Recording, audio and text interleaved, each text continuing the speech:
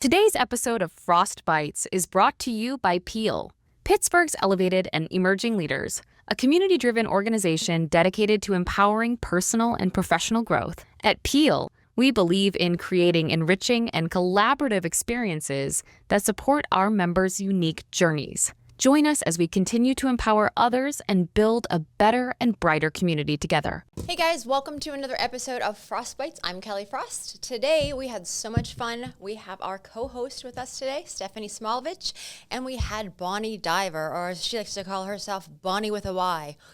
It was so interesting to be able to talk to her. It is a longer of our podcast, and honestly, I think we might have a part 2 because we didn't even get through half the stuff that we really wanted to talk about.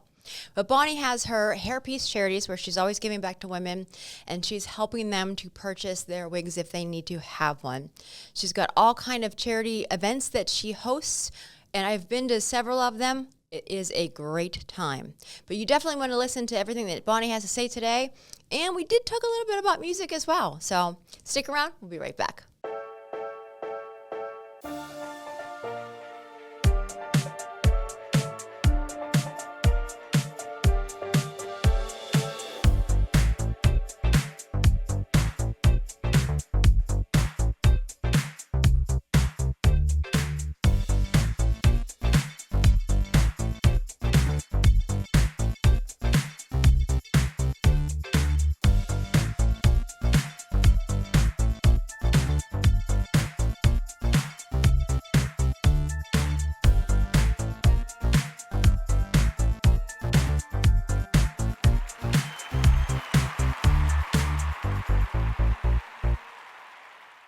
Hey guys, we're just going to jump right in here with another episode of Frost Bites. We are here with Stephanie as our co-host today, and we have the wonderful Bonny Diver. We're very happy to have you here today. Yeah, thank you for having me. This is really nice, you guys. Absolutely. Yeah. We're very excited to have you. Wow. On my way here today, my husband was driving me, and I said, "Oh, I love this. This is great." And he's looking at me going, What? I go, "Don't you recognize her voice?" And he's like, and he goes, What are we listening to? Yeah. I kept flipping through. I said, and then you went, Bonny Diver. Yeah. And he goes, "Oh, I get it." Yeah. Yeah. Take them a minute. It's all right. Yeah. It's all good. Yeah. Yeah. Tell them where to go. It's awesome. Yeah, really. Yeah. How long have you been on the radio? How many years? Let's see what years. Well, 1983 is when I started in radio. Wow. Yeah. I actually taught school for 5 years before I became a radio person. I was an art teacher and over in Ohio, 6th, 7th, and 8th grade. You know, I made it through. but they were cutting back programs. You know, education was a real issue back then, and you know, just not putting money into the whole program for arts in general. And so they ended up cutting back a lot of the arts for the music, the art, and all of that. And I said, no, I'm done. Wow. So I couldn't do it half time. So I just kind of did whatever I wanted to do, which is like, well, there was a part-time job open at a small radio station, so I applied for that and got it, and was doing, you know, I was a bartender at a restaurant, and I always had horses, and so I was working at a farm, so all those things part-time, and then the radio thing took off, and so I've been doing that ever since. Wow. Horses and all kind of stuff. Yeah, I do. Yeah, there's my resume's all over. Well, they say you change your career 5 times at least, you know. That's That's great, not though. true for me. Maybe it will be one day. Well, the day's not over. Yeah, right. So yes, I've been doing radio a long time. Yeah. Wow. Came to Pittsburgh in 93.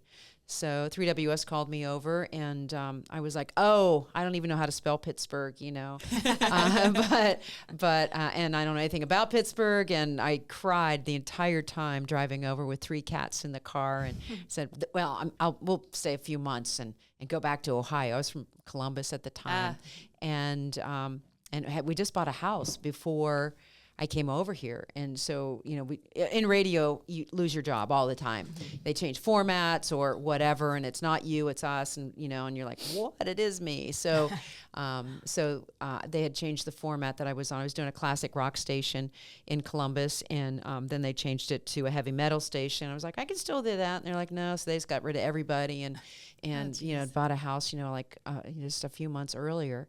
So I was like, oh my gosh, it was like crazy. And so some people knew about me, and somehow somebody in Pittsburgh knew who I was and said, hey, you want to come over here? And I was like, for the right price. And so I kind of had a number written down. I was like, they'll never pay me that. It's like, oh, that's exactly what the number was. Wow. So it was really a kind of a God thing. It was like, all right, I guess we're going to Pittsburgh. And so we came over and said, well, we're still here. It's been since 93. I don't think I'm going to go back. No, I fell in love with Pittsburgh. I mean, not to diss it or anything like that, but it was like, that was our home. We bought this house and everything, and it just didn't seem right. But, really in the big scheme of things, I was really meant to be here, even though kicking and screaming, I came over. And then, I found out I had cancer in 2003.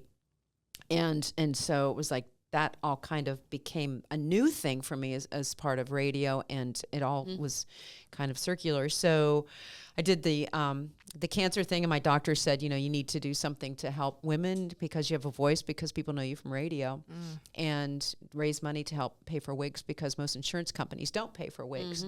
And cancer is expensive, and and deductibles, time off work, and all of that stuff. And it's really important to have an ability to go back out and feel like you're not being looked at, that you can find some normal and, regain something that cancer tries to take away. So the WIG program is really important. So that's how we started Hairpiece Charities, and Pieces, P-E-A-C-E. And so that's been going on for 20 years. Wow. And, that with radio, it all kind of worked out pretty nicely in that package here in this Pittsburgh region. So yeah, I don't think I'm going back to Ohio. I don't think anyone would let you. Yeah, no, I'm good. I love being here now. I've made a whole lot of friends, and I love where we are. And it's funny when you go back to Ohio, it's like, wait, I can see the entire horizon line. It's so flat. It's bizarre. I never realized it when I was there, but then I came over here. I was like, you don't see the horizon because there's so many hills, Right. But I love being here, and I love a lot of things about it. And so, yeah, I'm a Pittsburgher now. So question for you, because I was diagnosed in 2005. So for you, and I'm sure Kelly has questions, but right off the bat, what got you through cancer? Like the resources, like what was around? Because things have changed, as you know. But at the time, like, how did you get through it? Well, I this is kind of a funny story. So I called the American Cancer Society, and I said, I guess I should register and find out what you guys have or whatever, and just wanted to connect with somebody who had been there, done that, so that, because you're like a magnet, really. Once you find somebody that's a survivor, you're like, oh, what did you do? How was it? Tell me how it felt to do this, and the whole process.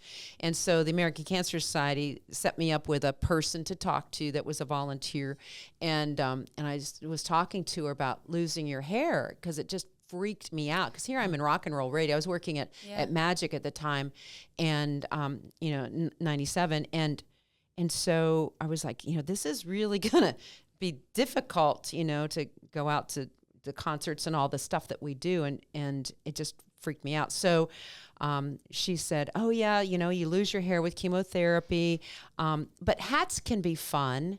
And I thought, I don't know if I'm allowed to swear on this podcast or not, but I was like, F you, I no, that is not the answer I wanted to talk about. I don't want to know about hats are fun.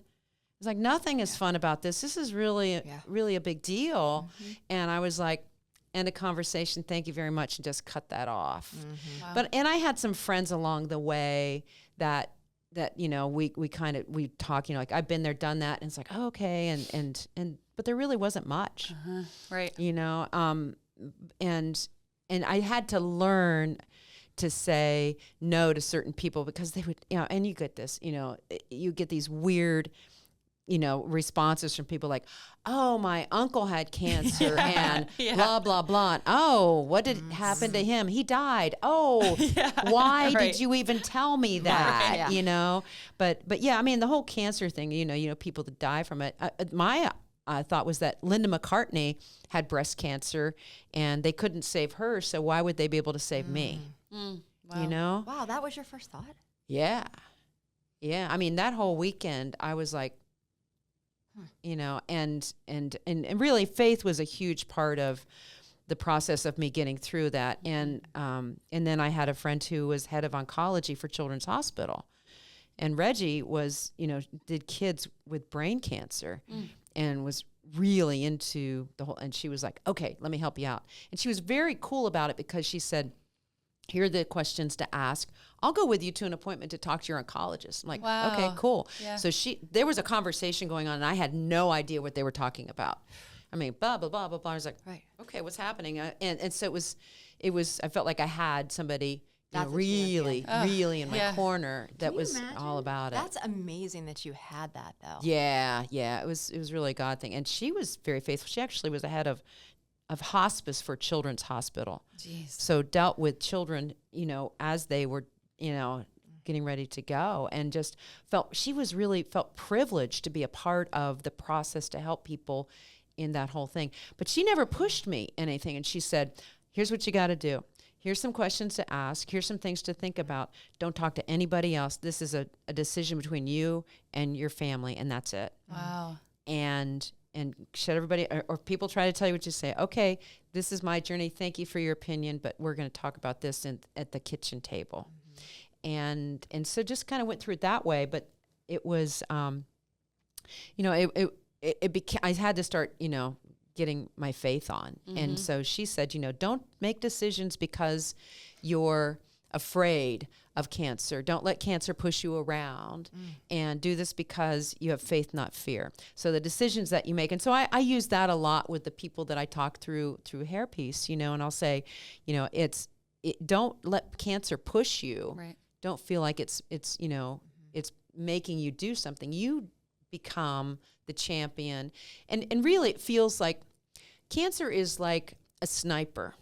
People talk about it being a battle, but people in a battle, the soldiers in a battle prepare, right? And then they go to fight the war. Great point. So they know how to fight the war. They're prepared. We don't know. I was like, you're diagnosed with cancer. It's like, wait, what? Where'd that come from? I wasn't ready for that. Yeah. An ambush. No. Yeah. You're ambushed. Yeah. Yeah. And so it's like a sniper. And then it's like, well, now what do I do with this? And it tries to isolate you, make you feel like you're very alone.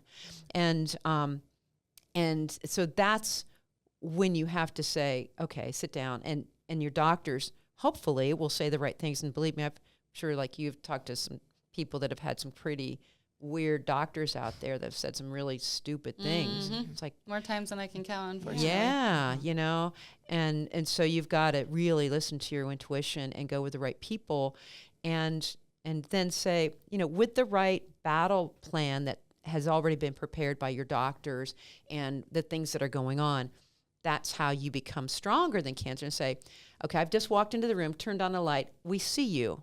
So you need to be afraid of me because I'm now going to attack you. Yep. And you are not attacking me at this point. So cancer's like, oh, crap. She sees me and she's coming after me. So that's how we Mindset. try to push that idea for that. I'm speaking to 30 fellows first weekend in November. It's in Chicago. It's a trip that I'm going to be the advocate at.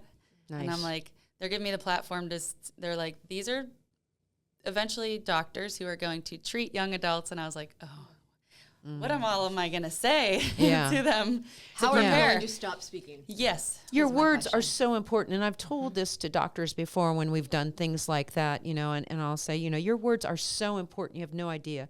And something you say, you may not even realize. I had a woman that the other day, she had cancer a couple of years ago. She had some stuff going on, some aches and pains, went back to figure out what that was. And they said, oh, it's back. And so the cancer came back and she's feeling pretty good. She's still working. She has kids, all of that.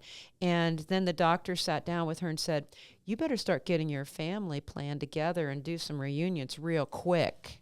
And she's like, wait, what?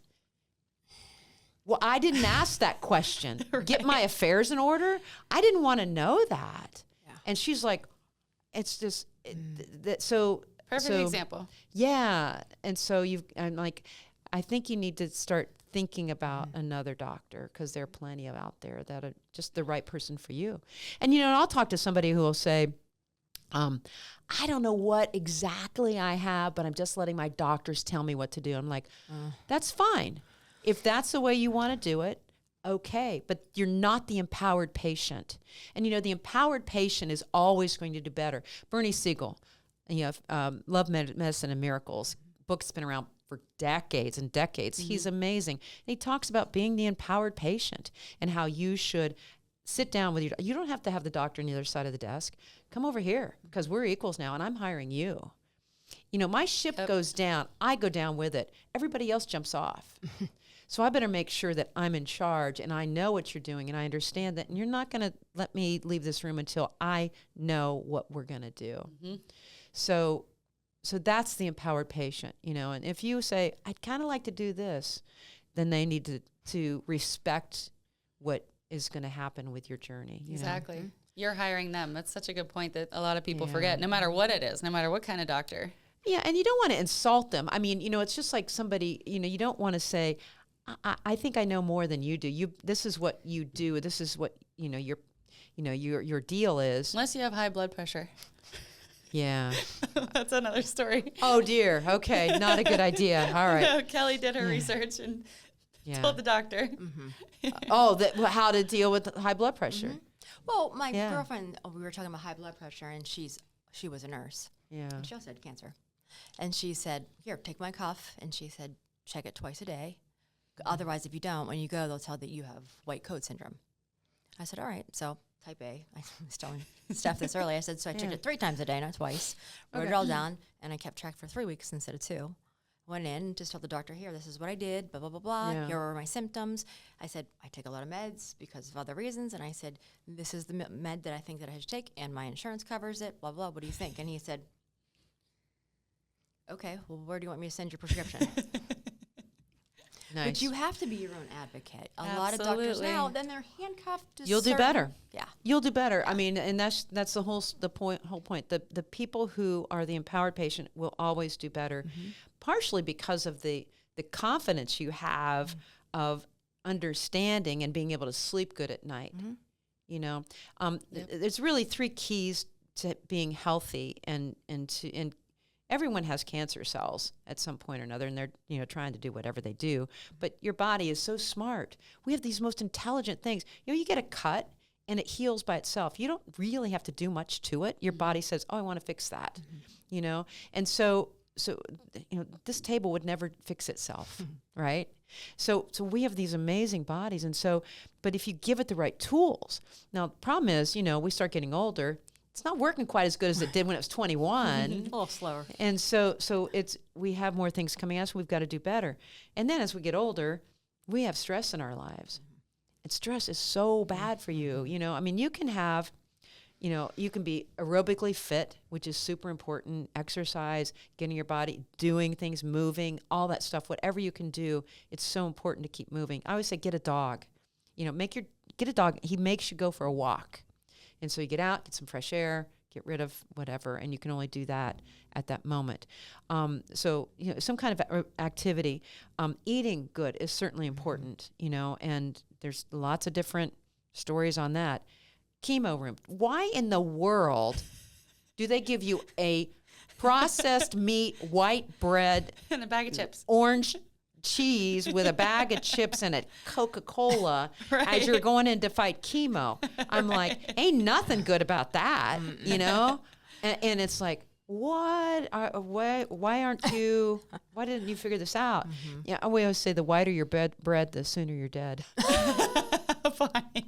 So I don't tell that to a lot of people, but it's Now, I'll true. say I mean, when I was, I don't know about you. I know I was in chemo. I mean, I did all the bad things, but it was all I could tolerate. Otherwise, it was coming right back up. So like Stouffer's mac and cheese and a Pepsi a day and cup of soup but I didn't continue that. I just had to survive. I was on survival mode. But I agree with the cancer centers. Yeah, wow. Yeah. You gotta do better. You know, and they know. Yeah, they know. That's what's troubling. I don't think mindset they know. is so important though too. Oh yeah, For the whole sure. stress thing. You know, so I can do really well at being physically active. I've had horses forever, and that's is a huge part of my activity.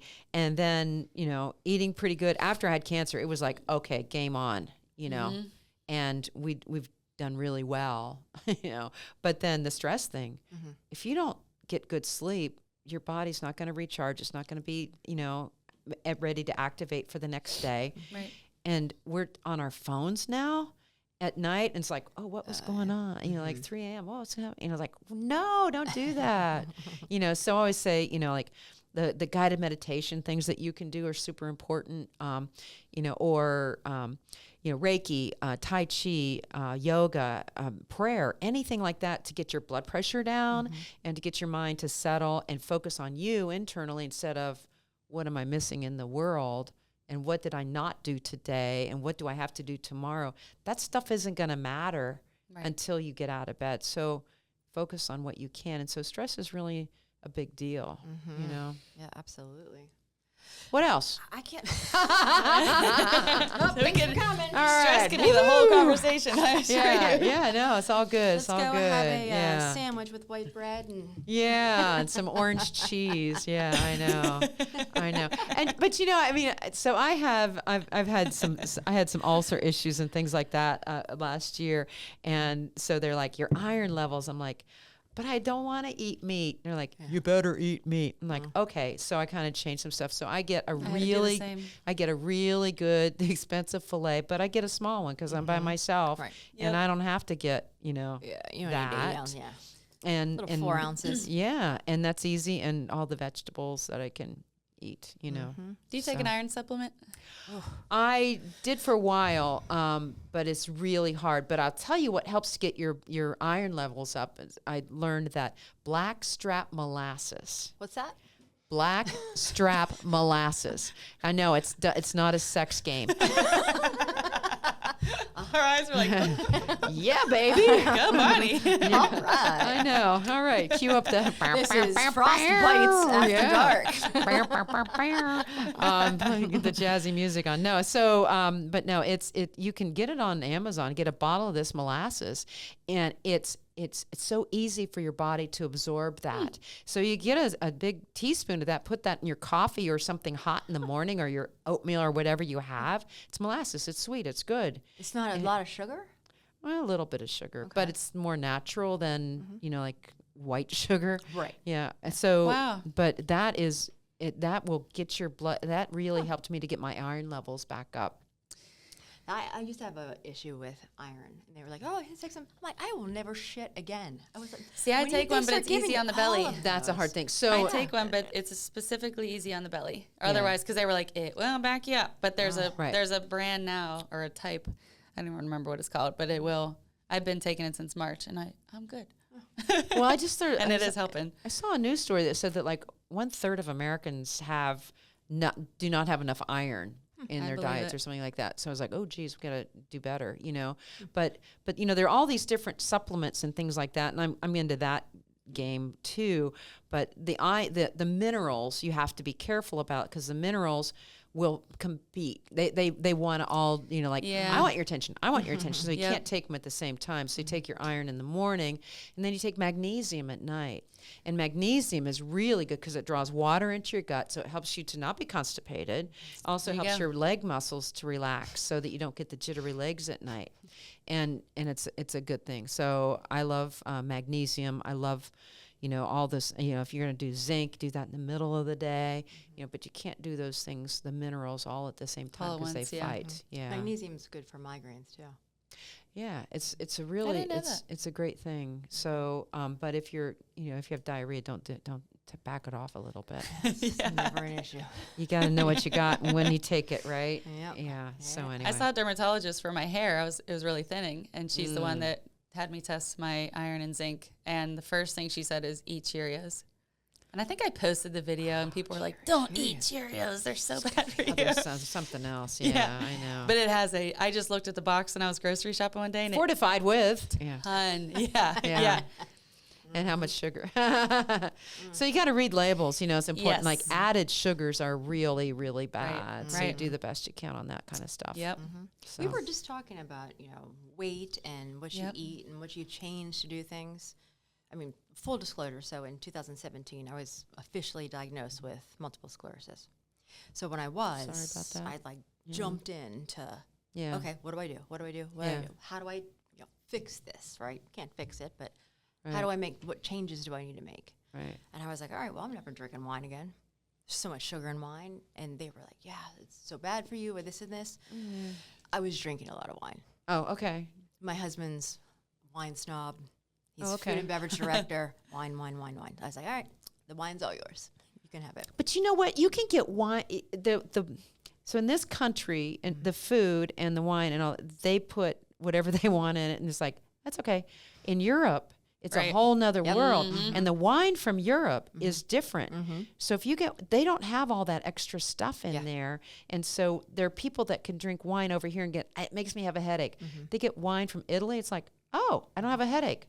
It's different. Yeah, you know. So that's you have to. And he keeps telling me, I don't like wine from Italy. I'm like, of course not. Yeah. Really? Yeah. Well, I stopped drinking wine. Yeah. I started watching what I was eating. Okay. But I never really investigated our food and what was in it and why certain things happened. Wake up call. Yeah. Oh, yes. Huge. Yeah. But I Nice. did. I mean, I've really started to look at that. And then I never really told anybody that I had MS. If I didn't have to tell somebody, I didn't tell anybody. Kind of kept it to myself. And, Okay. And the next thing I know, oh, you look great. How much? You've lost weight. And if somebody specifically asked, then I did. I didn't actually come out and tell people I had MS Right. until the MS Society asked me to be the keynote speaker for their yearly whole thing. And it was 400 people. Nice. Sure. That's when we'll do it. Cool. Yeah, nice. And I was up there speaking, and I had a slideshow. And then, my husband saying to me, why are you putting those photos in there? They're not very flattering. And I said, well, yeah, that's why they're there. I said, Was it like the before and after? Well, it was me before, and then right after I was diagnosed, and somebody else had, asked me to come up with something, and I was going blind. I was losing my vision, and somebody had given me this little trophy kind of thing as like, hey, we love you. Well, they didn't tell me the trophy was in 2 pieces. It was like a globe on top, and it was heavy on the bottom. So when they handed it to me, I kind of took it from the top, and then that part fell and went rolling down this aisle as I'm standing there very uncomfortable already. And the aisle was, open here and stadium seating kind of like that. And then you can see that through the photos, because there was several of them, I'm standing there kind of smiling. They hand it to me and I'm like, uh-oh, something's up amiss. And then you see this globe fall. Oh my God. And then you see everyone in the audience like, hey, what the hell? And then you see everybody's head go. And then it pans back to me like whoosh. And I'm like, just mortified basically. But I mean, that happens. That's life. You know, you fall, you drop stuff, you get back up, you keep going. Right. But that was sort of part of what I was talking about. And everybody in the audience knew the way that I was diagnosed was awful. The doctors weren't the best for the way that they handled some of the stuff. So you learn how to be your own advocate. No matter what happens, especially in the medical field, you have to just understand what's going on. So I always tell people, listen, no matter what you're diagnosed with or what's going on in your life, do your own research first before you have to go in, so that when they do start talking to you about things, you understand what's being said to you. Yeah, or it's important to take somebody with you too to take notes, because as soon as you hear the word of whatever the cancer or whatever it is, you're like, wait, what? I hear nothing else. Well, they told me I had a brain aneurysm or a brain tumor. That's what they told me because of the blind. And I had my husband with me, and when we left, the elevator came down from it. I think he didn't hear anything, and he walked out the door, and there was a gentleman at the door holding it, and he said, "Sir, you can't leave your wife." Oh my gosh. He said, she can't see, that's why you're here. You see the big glasses, because they put so much stuff in my eyes. And he said, you have to get her and put her in the car. And he kind of did one of these and grabbed my arm. Oh man. Dragged me. And there was, like one of those little bumper things in front of the concrete. I'm tripping over that. And he just, you're right. You have to take somebody with you. So I took my brother the next time. Well, and that's when you learn. I did the same thing when I was doing all my treatments and all the different stuff. There were certain people that I would take with me, and a lot of times it wasn't my husband. Just because he had no patience, and like, why is the doctor taking so long for to get you in? It's like, because whoever's in there is really having needs to be in there with the doctor, and that's why they're late for me. So when I get in there, they're gonna take their time with me too. That's and so it's like, okay, I'm going to take my friends with me, and we're going to sit and chat, and it'll be fine. But all of that is such a learning curve. I know. You know? Yeah, and there's so many people, I mean, the numbers, like the young women that are getting, you can be a man and get breast cancer as well, but the younger breast cancer numbers are really up. I know. It's staggering. It's It's unbelievable. between that colon cancer. Yeah, it's scary. Yeah. So we got to do better. Well, there's so many different kinds of cancer, and now, thank goodness, there's so many different organizations and people that It's a are lot more now. helping. My girlfriend was diagnosed, and man, she has so much spunk. I absolutely adore her. When she said, "I know I'm going to lose my hair," I mean, we were doing headshots with her and things like that beforehand, and she would say, "I don't like my hair. I got to fix it." And as soon as she got diagnosed, that's the first thing she said, "I'm going to lose my hair," and she was so mad about it. Yeah. And before she It's traumatizing. anything started to fall, she said, "Will you come with me? I need to get a wig." And I said, well, "You didn't even start to lose anything. Are you sure you want to go and look?" And she said, "Look for places. Fine. We'll go to lunch. We'll have some drinks. I want you to go with me." Yeah, it's important. And that's the first thing that she wanted to do. Yeah. So we looked around, and we looked at places, and then she found your organization. Oh, nice. And that's good. when I first learned about yours. And it's cool. It's Good. changing women's lives.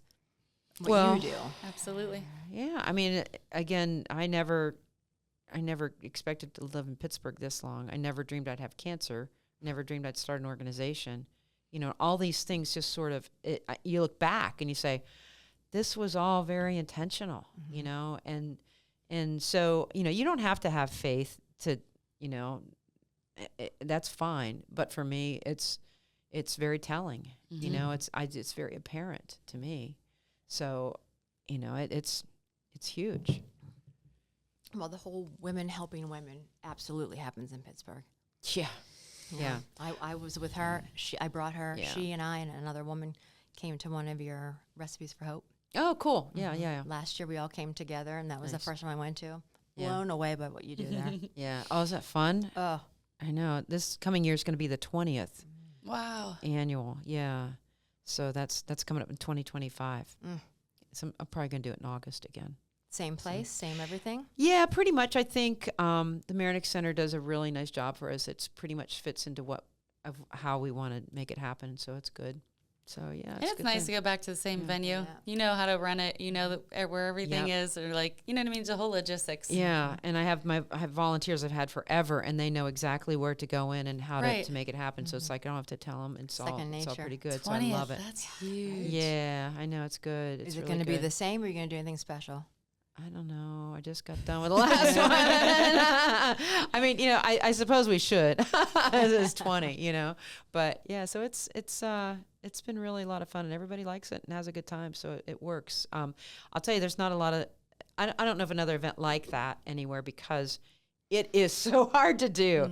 Because I'm wrangling up, 20 radio and TV people to wear an apron and serve food, and either they are with a restaurant or they make their own food. Like Shelley Duffy loves to make her own food, and so to organize all those guys and the restaurants and then the auction and whatever, and it's like it's mind blowing. So, but it's really fun. They have a good time and want to come back every year, so it's cool.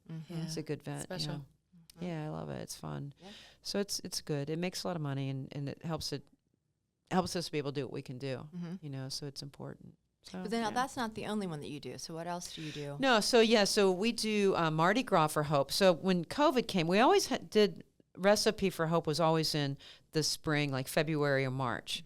And then COVID came, and we were the last thing on March 13th. I remember that. March 14th. That was with Dan Berta. Yeah, March 14th.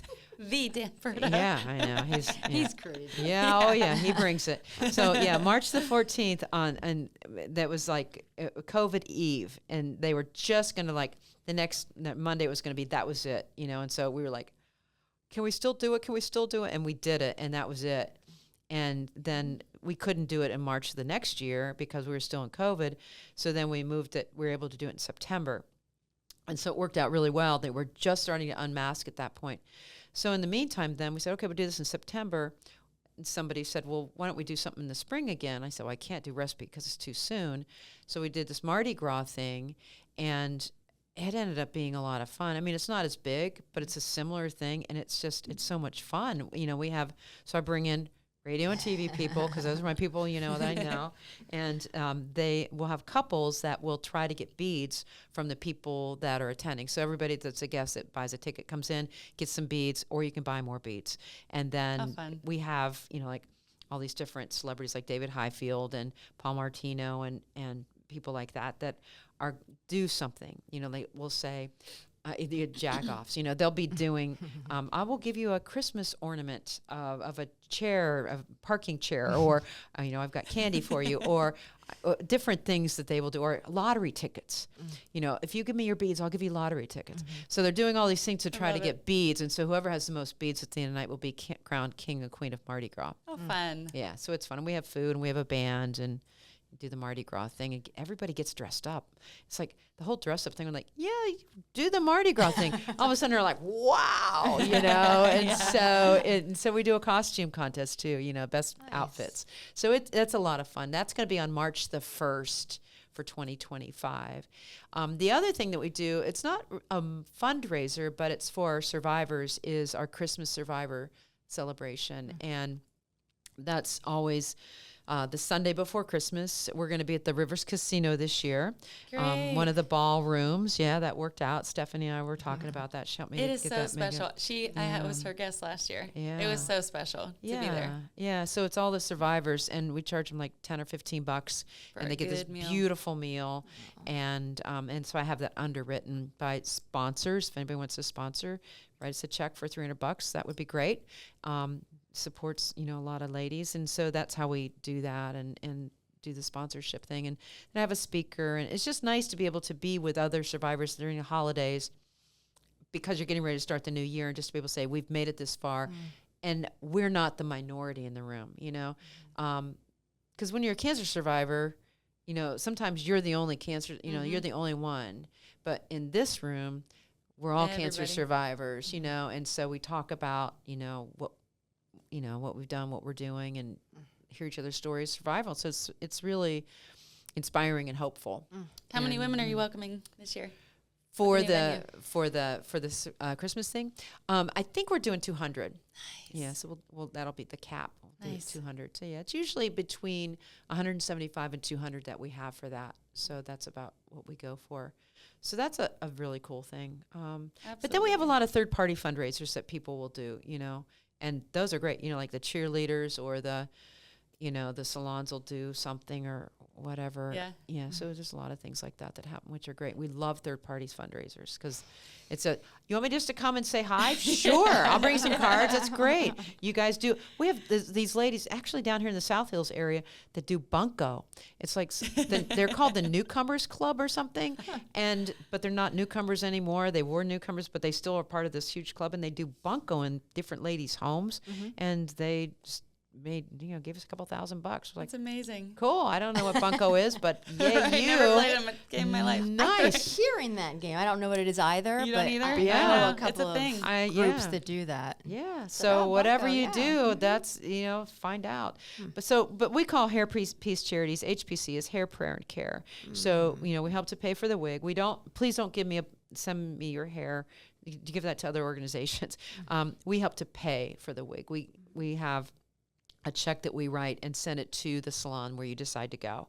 And then we also have care. And so we have our support groups. And then I have a couple books that I give to everybody I talk to. Prayers to Get Through Cancer, which is a page about everything you go through, from being diagnosed to telling your kids to being told you're cancer free, but you're afraid it'll come back.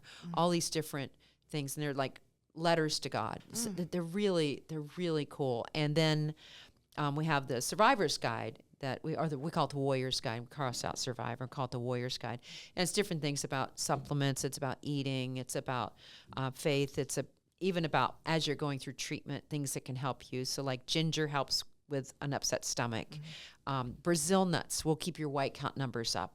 So if you can eat, and this is from Cleveland Clinic, if you can eat like 6 or 7 Brazil nuts a day while you're going through chemo, your white count numbers will stay up, and you can avoid the Neulasta shot. And you know, and so there are all these different things that we've learned because I've been doing this for so long, you know. And so that's all in the Warrior's Guide.